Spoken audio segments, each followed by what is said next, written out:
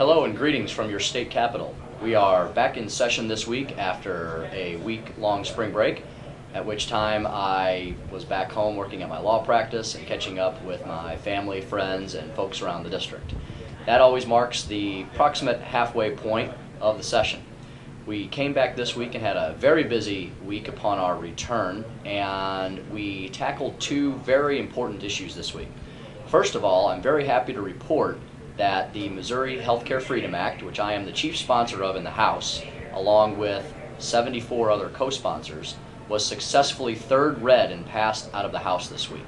That means that the House has done all of the heavy lifting on the bill and has sent it off to the Senate.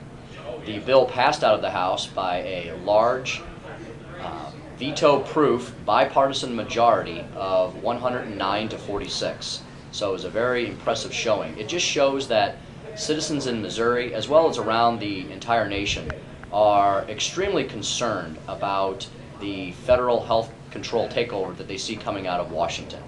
And the citizens of Missouri, as well as of the entire nation, have had 15 months now to hear all of the debates, read all of the analysis, see all of the things that are in these proposed bills, and they frankly do not like them. And there's good reason for that. The current plans coming from the White House, the Senate, and the House on the federal level include massive costs in the trillions of dollars that will take decades to pay for. They will result in the gutting of Medicare services, again, to pay for them, and they will also take away a lot of the freedoms and choices we have in health care currently today. That is why the Missouri Healthcare Freedom Act is an important step to protect the citizens of the state of Missouri from any government takeover of health care, which would be disastrous at best.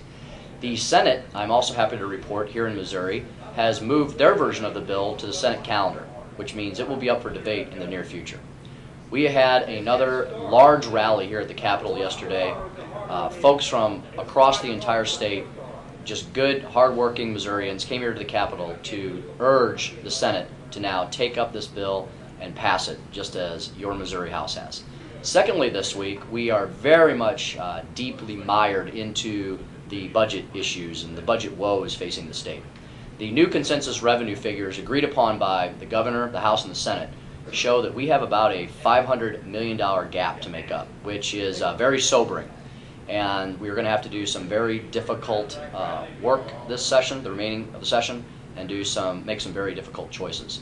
Unfortunately, although the governor has said he does not want to raise taxes, and he does want to restructure government, and he does want to cut $500 million out of the budget, points that we all agree upon, the governor has unfortunately not given anyone any specifics as to how he hopes to have this done, which seems to be a bit disingenuous at this point, given that we have less than 2 months left to pass a balanced budget per our Constitution. So the Missouri House and the Missouri Senate will continue doing the heavy lifting and continue making the difficult choices to move a budget to a constitutionally balanced state. We do hope the governor eventually gets on board with us and joins with us in making these difficult choices, which in the end I believe will give us a more streamlined, more efficient government that provides essential services and keeps the tax burden low on all Missourians.